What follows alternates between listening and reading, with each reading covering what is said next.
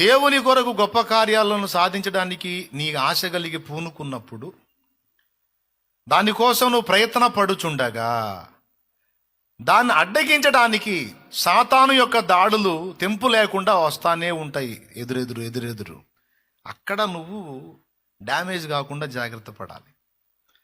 పట్టు వదలకూడదు, గురి వదిలిపెట్టకూడదు, దర్శనం పోనీయకూడదు. పట్టు పట్టాలి. పట్టు పట్టారాదు, పట్టి విడువరాదు. పట్టెనేని బిగియ పట్టవలను, పట్టి విడుచుట కంటే పడి చచ్చుటే మేలు అన్నాడు ఒక యోగి. అట్లాగా దేవుని విషయంలో పట్టుబడితే వెనకడుగు వేయడానికి వీల్లేదు. కానీ దాడి మాత్రం జరుగుతూ ఉంటుంది. శత్రువు మరి అదే పోరాటం అంటే, ఆత్మీయ పోరాటం. దానికి సంబంధించి మనుషుల్ని ప్రేరేపిస్తాడు, పరిస్థితులు చుట్టుముట్టేటట్టు చేస్తాడు. నీ క్రమమును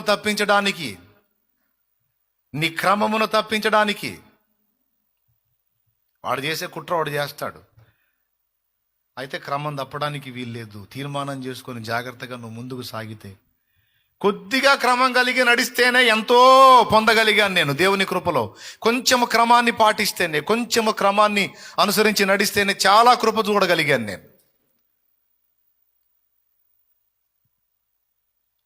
ఇంకా ఏదన్నా మెరిట్గా ముందుకెళ్ళగలిగితే ఇంకా గొప్ప కార్యాలు చూడగలను. నా మనసుకు నేను చెప్పుకుంటున్నాను. దేవభక్తి సాధనలో నిన్ను డిస్టర్బ్ చేసేవాళ్ళు ఉండొచ్చు, రాజీ పడిపోయి నిన్ను కూడా రాజీ పడు అని పిలిచేవాళ్ళు ఉండొచ్చు. వాళ్ళ రాజీ మాదిరిని నీకు చూపించి నిన్ను వెనక్కి లాగొచ్చు. నువ్వు ఆ మాదిరిలు చూడొద్దు.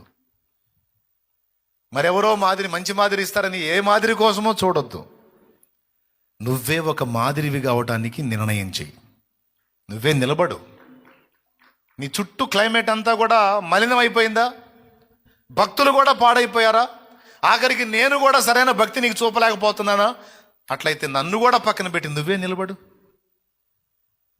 నాకంటే మించి నువ్వు చెయ్యి, క్రమాన్ని అనుసరించి చెయ్యి. నీ రోషాన్ని నువ్వు ప్రదర్శించు. 3 రోజులు తీర్మానం నిలబడతారు, 4 రోజులు చల్లారుతారు. చూస్తే చాలామందిని అబ్జర్వ్ చేస్తాను, సేవకుల్ని, విశ్వాసులు అందరిని చూస్తూ ఉంటాను నేను. ఎవడు గట్టిగా పట్టాడు, ఎవడు పట్టుదిలేడని. చాలామంది తహతహలు 3 రోజులే, వాళ్ళ ఫలం కూడా 3 రోజులే ఉంటుంది. సాధించలేరు, గొప్ప కార్యాలు సాధించలేరు. అట్లా కాదు. అతడు ఒక భక్తిపరుడు, అతడు ఒక దానియేలు, ఆమె ఒక దానియేలమ్మ.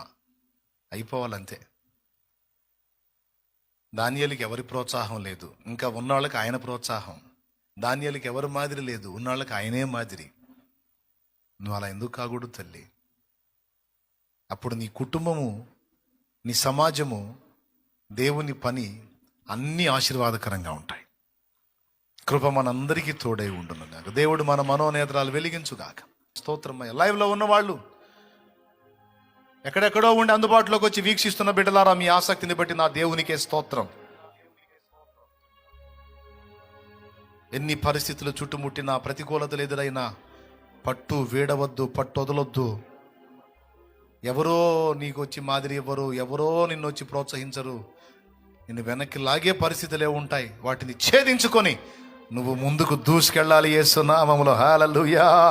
నువ్వు ముందుకు దూసుకెళ్ళాలి యేసునామములో. రోషము కలిగి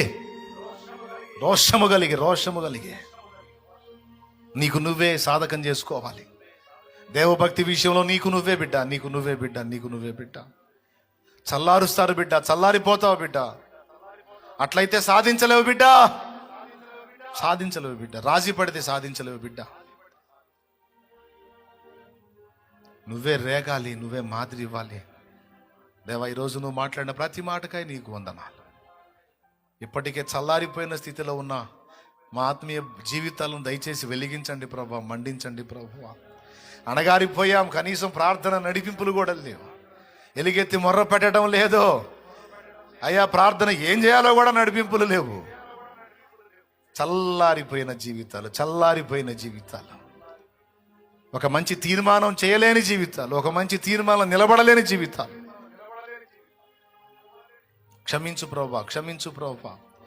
పనికిమాలిన మాటలతో మేము కోల్పోయిన అభిషేకం, పనికిమాలిన వ్యవహారాలతో మేము కోల్పోయిన అభిషేకం, పనికిమాలిన క్రియలతో మేము కోల్పోయిన అభిషేకం మరలా మాకు దయచేయి.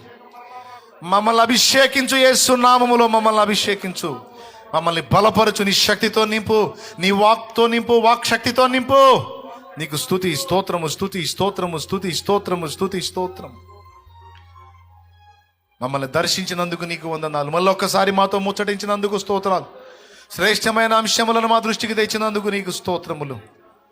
దానియేలు బహు ప్రియుడైనట్లుగా మేము కూడా నీ ఎదుట ప్రియముగా నడుచుకోవడానికి కృపనిమ్మని, నీవు మాట్లాడిన ప్రతి మాట మా బిడ్డల అంతరంగాల్లో స్థిరపరచమని కృతజ్ఞతలు వందనాలు చెల్లిస్తూ యేసు నామములో ప్రార్థిస్తున్నాం తండ్రి.